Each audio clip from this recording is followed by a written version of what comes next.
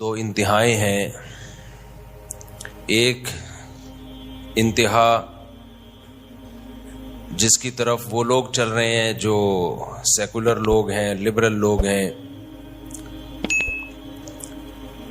کہ انسان کو خواہشات کا غلام بنا دیا ہے، اپنی ہر خواہش پوری کرو بس. ان کے ہاں کامیابی کا معیار یہ ہے کہ آپ کی ہر خواہش پوری ہونی چاہیے. یہ وہ لوگ ہیں جو مذہب کو نہیں مانتے، اللہ، رسول، آسمانی کتابیں، ان کی نظر میں یہ بالکل فضول ہیں، یہ چیزیں ترقی میں رکاوٹ ہیں. ان کی نظر میں سب سے کامیاب گورا ہے،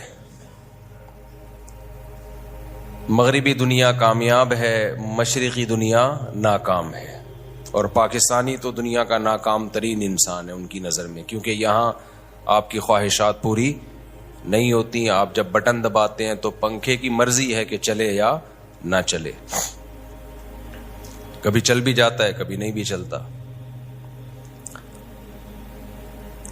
تو یہ ایک نظریہ ہے کہ خواہشات جس کی پوری ہو رہی ہیں وہ کیا ہے بھائی؟ کامیاب ہے. ایک نظریہ بالکل اس کے الٹ ہے، وہ ان لوگوں کا ہے جو مذہبی لحاظ سے فنڈامنٹلسٹ سمجھے جاتے ہیں، بنیاد پرست سمجھے جاتے ہیں. وہ لوگ ہیں جو کہتے ہیں اپنی خواہشات کا گلا گھونٹنا ثواب ہے. ان کو کوئی گاڑی میں بیٹھا ہوا اچھا نہیں لگتا، جہازوں میں اڑتا ہوا اچھا نہیں لگتا، 4 شادیاں کرتا ہوا اچھا نہیں لگتا، اچھی گھڑی ہاتھ میں ہو، اچھا موبائل ہو، اچھے کپڑے ہوں، اچھے جوتے ہوں، اچھا گھر ہو.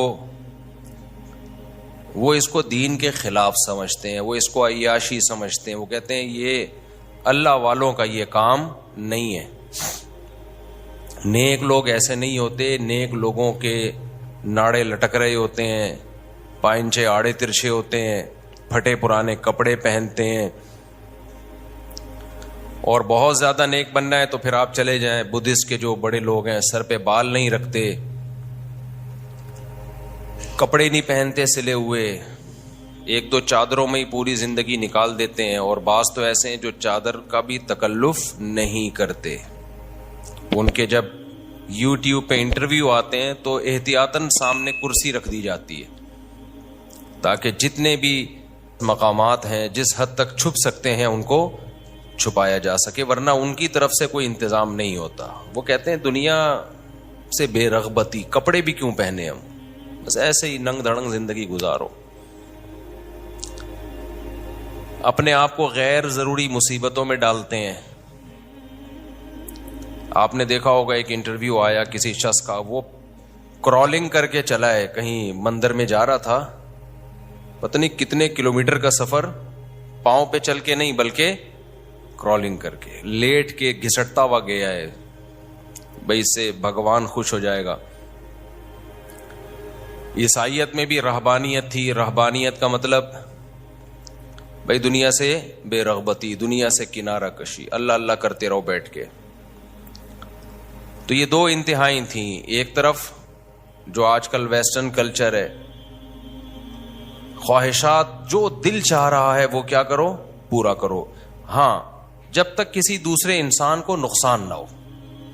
اگر دوسرے کو نقصان ہو رہا ہے تو پھر یہ انلیگل ہے، کیونکہ سب کو رہنے کا حق ہے، عیاشی کا سب کو حق ہے. تو ایسا نہ ہو ایک کی عیاشی کی وجہ سے دوسرے کو نقصان ہو رہا، دوسرے کو نقصان نہ پہنچاؤ، باقی جو مرضی کرنا ہے کرو. شراب پیو، اتنی نہ پیو کہ دوسرے کو نقصان ہو. زیادہ پی لی تو پتہ چلا کہ اسی کو مار دیا آپ نے. تو زیادہ پینی ہے تو گھر کی 4 دیواری کے اندر رہ کے جتنی چاہو پی لو. تو یہ ایک کانسیپٹ ہے اور یہ اس پہ گورا چل رہا ہے. اور ہمارا مسئلہ یہ ہے کہ ہمارا جو مذہبی طبقہ ہے وہ ایک انتہا پر ہے. اس کو ترقی پسند ہی نہیں ہے، اس کو اچھا کھانا پسند ہی نہیں ہے، اس کو گاڑیوں میں گھومنا پسند نہیں ہے، اس کو جہازوں میں گھومنا پسند نہیں ہے، اس کو 4 شادیاں پسند نہیں ہیں، اس کو اچھا لباس پسند نہیں ہے. وہ اس کو سادگی کے خلاف سمجھتے ہیں، اور کسی میں یہ چیزیں دیکھیں تو اس کو برا سمجھنا شروع کر دیتے ہیں. شو مارتے ہیں کہ ہم تو پھٹ پھٹی پہ گھومتے ہیں، ایسا سادہ ہمارا نظام ہے. بھائی اگر تمہارے پاس پیسے ہی نہیں ہے گاڑی خریدنے کے تو آپ پھٹ پٹی پہ گھومو. اگر خریدنے کے پیسے ہیں تو پھر پھٹ پٹی پہ گھومنا کیا ہے بھائی؟ یہ کنجوسی. It is called کنجوسی. کیونکہ میں بار بار حدیث پیش کرتا ہوں, ان اللہ یحب ان یری اثر نعمتہ علی عبدہ. اللہ یہ چاہتے ہیں کہ جب کسی کو کوئی نعمت دیں تو اس کے اثرات نظر آنے چاہیے. دولت ہے تو لباس سے, سواری سے, پوشاک سے, لائف اسٹائل سے دولت جھلکنی چاہیے. ابھی کچھ دن پہلے ایک صاحب نے مجھے بہت سوال پوچھا. بعض دفعہ لوگ سوال جب پوچھتے ہیں تو چپک جاتے ہیں, وہ ان سے جان چھڑانا بڑا مشکل کام ہو جاتا ہے. تو انہوں نے مجھے کہا کہ مجھ سے سوال پوچھا کہ کسی کے پاس دولت ہو تو آپ جو حدیث بیان کرتے ہیں کہ اس کے لباس سے, اس کے لائف اسٹائل سے, اس کی سواری سے دولت نظر آنی چاہیے. حدیث پیش کی نا میں نے, تو یہ تو نمائش نہیں ہے دولت کی, یہ جائز ہے اسلام میں. ان کا کہنا یہ تھا کہ یہ کیا ہے, یہ دولت کی نمائش ہے, یہ تو حرام ہے. میں نے کہا میرے بھائی, نمائش میں اور آسائش میں فرق ہے. آسائش کہتے ہیں آرام والی زندگی, نمائش کہتے ہیں دکھلاوا, لوگوں کو نیچا دکھانے کے لیے اپنی دولت کی نمائش کرنا. دونوں میں کیا ہے, فرق ہے. اب آپ کے پاس زیادہ پیسہ ہے, آپ اچھی گاڑی رکھتے ہو, تو گاڑی کیا گھر کے اندر بند کرو گے یا باہر لے کے نکلو گے بھی؟ اس کو آپ چلانے کے لیے رکھی ہے نا آپ نے. تو جب آپ اس میں بیٹھو گے تو نمائش آٹومیٹیکلی ہو رہی ہے. آپ کی نیت نمائش کی نہیں ہے, غریبوں کو نیچا دکھانے کی نیت نہیں ہے. لیکن اگر اس کو لے کے ہی نہیں نکلتے گھر سے باہر کہ نمائش ہو جائے گی, تو پھر لی کیوں ہے؟ پھر کوئی تک بنتا ہے گاڑی لینے کا کہ وہ گھر میں باندھنے کے لیے رکھی ہے آپ نے؟ تو پھر تو کوئی ادھر میری طرف دیکھیں, ادھر نہیں, ان کا جو کام ہے ان کو کرنے دیں. آپ میری طرف, یہاں کس سلسلے میں آپ آئے ہیں؟ آپ کس سلسلے میں آئے ہیں یہاں پہ؟ جب آپ کی شادی ہوئی, دلہن کے پاس گئے تو آپ نے بتایا نا میری کل آپ سے شادی ہوئی ہے, اس سلسلے میں حاضر ہوا ہوں میں. اگر آپ وہاں جاتے اور وہاں بیٹھ کے کہیں اور دیکھ رہے ہوتے, موبائل میں لگے ہوتے, تو بیگم کہتی ہے سلسلہ شادی کا تھا اور لگے ہوئے کس میں ہو آپ؟ موبائل میں لگے ہوئے. تو غصہ آئے گا نا اس کو. تو جو جس سلسلے میں آئے تو اسی سلسلے سے اس کو جڑا ہوا رہنا چاہیے. تو آپ یہاں پر نماز پڑھنے کے سلسلے میں آئے ہیں اور بیان سننے کے, جہاں تک مجھے نالج ہے, میرے پاس جو نالج معلومات ہیں, میرا اپنا ایک تجزیہ ہے, وہ یہ ہے کہ آپ دین کی بات سننے کے سلسلے میں حاضر ہوئے ہیں. تو میرا خیال ہے اسی سلسلے کی طرف آپ کی توجہ رہنی چاہیے. تو اب دیکھو بیان کا سارا وہ ہو جاتا ہے نا گڑبڑ, جب آپ نے بیچ میں ادھر ادھر دیکھا تو اچھا وہ ایک لے میں بات چل رہی ہوتی ہے. تو اب مسئلہ یہ ہے کہ اب ہم جب وہ میرے سے چپک گئے, کہنے لگے یہ تو نمائش ہے, یہ تو غلط ہے, یہ تو نمائش ہے دولت کی, گاڑی لے کے گھوم رہے ہیں. میں نے کہا وہ گاڑی خریدے گا کیوں اگر لے کے گھومنا نہیں ہے اس نے؟ تو پھر تو ہم خریدنے پر ہی پابندی لگاتے ہیں. جب خریدنے پہ پابندی لگائیں گے تو پھر وہ حدیث کا کیا مطلب ہے کہ اللہ نے جب کسی کو دولت دی ہو تو ہونا یہ چاہیے کہ اس دولت کا اثر اس پہ جھلکنا چاہیے. اس کے پاس پیسے لینڈ کروزر کے ہیں اور وہ رکشا خرید کے چلا رہا ہے, تو یہ تو بخل ہے. یہ کیا ہے؟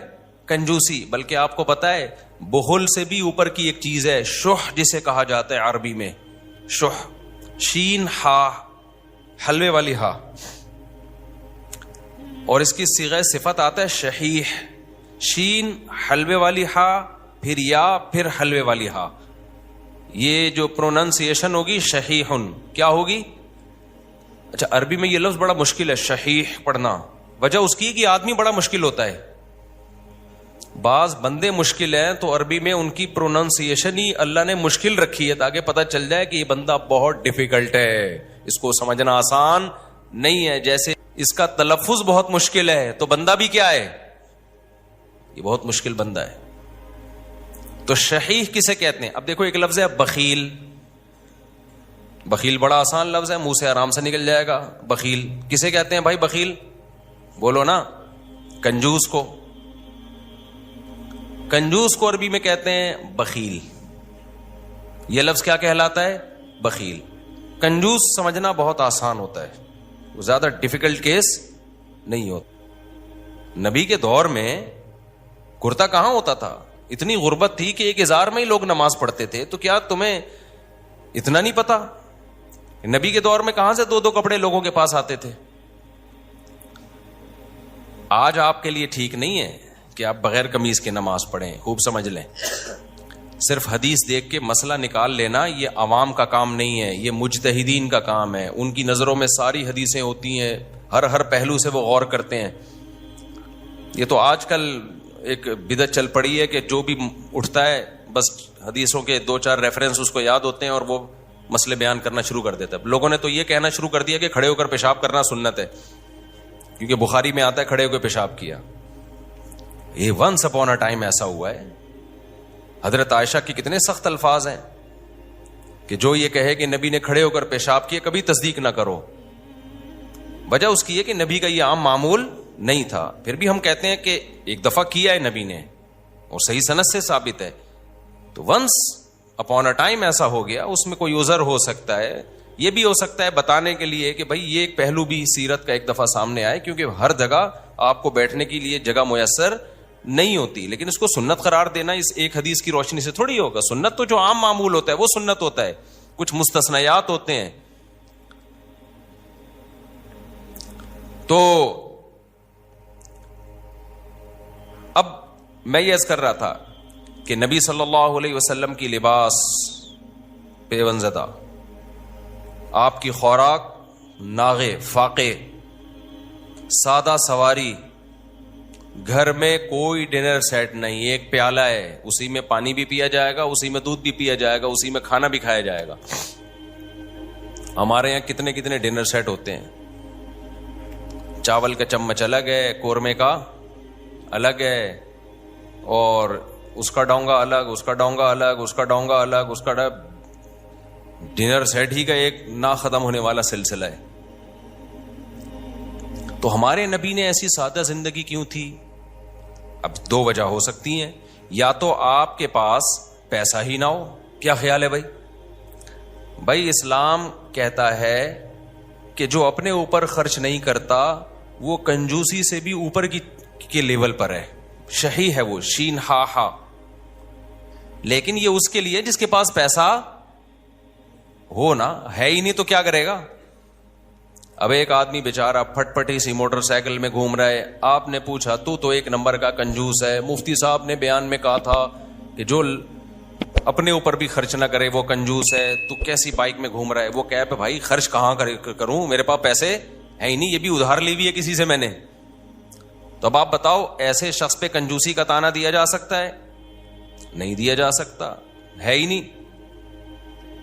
تو اگر ہم یہ کہتے ہیں ہمارے نبی صلی اللہ علیہ وسلم مسکین تھے, غریب تھے, آپ کے پاس پیسہ ہی نہیں تھا, تو اس لیے آپ نے خرچ بھی نہیں کیا, کھانے کے پیسے ہی نہیں ہیں, تو بھائی 40 دن چولہا نہیں جلے گا. آپ کے کپڑے پیون زدہ اس لیے ہیں کہ کپڑے سینے کے یا کپڑا نیا لینے کے پیسے ہی نہیں ہیں, تو اس لیے مجبوراً وہی کپڑے پہنے, پرانے کپڑے. تو اگر ہم یہ بات کرتے ہیں تو ایک اور اشکال ہوتا ہے پھر, بھائی یہ بات تو اس لیے درست نہیں ہے. وَالضُّحَىٰ وَاللَّيْلِ اِذَا سَجَا میں اللہ نے کیا فرمایا؟ وَوَجَدَكَ عَائِلًا فَأَغْنَىٰ. اے نبی آپ مسکین تھے, غریب تھے, اللہ نے آپ کو غنی کر دیا. حضرت خدیجہ سے جب آپ کا نکاح ہوا تو حضرت خدیجہ کے پاس پیسہ تھا مزاربت کے لیے, وہ پیسہ انویسٹ کے لیے آپ کو کوئی ایماندار شخص چاہیے تھا, اور نبی صلی اللہ علیہ وسلم کی امانت اور صداقت مشہور تھی. آپ نے ان سے نکاح کیا کہ میرا پیسہ آپ انویسٹ کریں گے, کاروبار کریں گے, اور پروفٹ آپس میں ہم دونوں کیا کریں گے, شیئر کریں گے.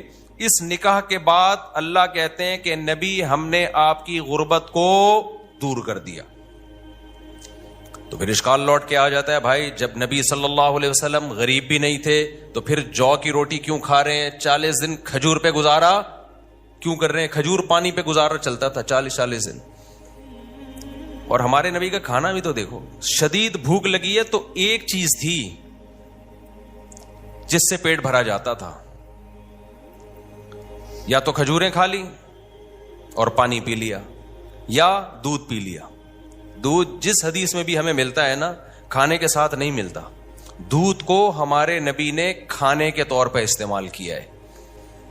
آج دودھ جو لوگوں کو فائدے کے بجائے نقصان پہنچا رہا ہے نا, اس لیے پہنچا رہا ہے کہ 2 پراٹھے کھانے کے بعد 1 گلاس دودھ کا ڈاکٹر مشورہ دیتے ہیں کہ کائنڈلی صبح ناشتے میں آپ 1 گلاس دودھ لازمی پیا کریں. تو آپ نے کیا, اور وہ بھی ڈبے کا پی رہے ہوتے ہیں, تو تھوڑے دن میں ڈبے جیسے بن جاتے ہیں. اور ڈبہ جیسے کبھی کبھار لیک بھی ہوتا ہے نا, تو ایسے ہی انسان بھی کیا ہو جاتا ہے, ڈبے کی طرح بننے کے بعد کیا ہو جاتا ہے. دودھ یہ کھلا پیا کرو, بار بار کہتا ہوں. یہ ٹھیک ہے انجیکشن لگا رہے ہیں, غلط کر رہے ہیں, لیکن ڈبے سے پھر بھی بہتر ہے. میری بات بعض دفعہ بغیر دلیل کے مان لیا کرو, اس لیے کہ ہم نے بہت اس کے پیچھے ریسرچ کی ہوئی ہوتی ہے. ایسے ہی بیٹھ کے نہیں ایک دم سے آدمی پھینک دیتا.